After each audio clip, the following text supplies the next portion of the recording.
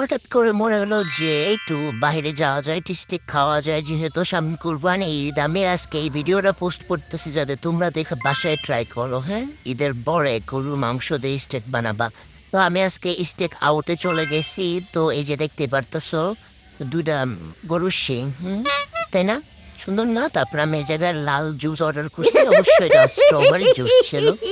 তো এখানে অনেক সুন্দর একটা মিউজিক বাজতেছিল, একদম সফট একটা মিউজিক। তো আমার খাবার চলে আসছে। এই যে দেখো ধোয়া ধোয়া একদম, মানে একদম গরম গরম সার্ভ করা হয়েছে।